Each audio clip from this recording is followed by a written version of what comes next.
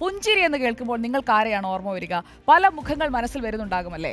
ഞങ്ങൾ റിപ്പോർട്ടർ കുടുംബാംഗങ്ങൾക്ക് മനസ്സിൽ തെളിയുന്ന ഒരു മുഖമുണ്ട്. ഞങ്ങളുടെ പുഞ്ചിരി പുഷ്പരാജ്. സദാസമയം ചുണ്ടിൽ പുഞ്ചിരി തൂകി നിങ്ങൾ കാണുന്ന എല്ലാ കാഴ്ചകളും ഒപ്പിയെടുക്കുന്ന ഞങ്ങളുടെ പ്രിയപ്പെട്ട ബെഞ്ചിത് പി ഗോപാൽ, മിടുക്കനായ വീഡിയോ ജേർണലിസ്റ്റ്. ബെഞ്ചിത്തിന് ഇന്ന് പിറന്നാളാണ്. ഇപ്പോൾ ബെഞ്ചിത്ത് എനിക്ക് ക്യാമറ വെച്ചുകൊണ്ടിരിക്കുകയാണ്. പുഞ്ചിരികളോടെ പുഞ്ചിരി പുഷ്പരാജിന് റിപ്പോർട്ടർ കുടുംബത്തിന്റെ happy happy birthday dear Benjith. ഞങ്ങളുടെ പ്രിയപ്പെട്ട സഹോദരനാണ്, ഞങ്ങളുടെ സ്വന്തം Benjith. Happy birthday to you. ഇതാണ് ഞങ്ങൾ കാത്തുവെച്ചിരുന്ന സർപ്രൈസ്. Hope you enjoy.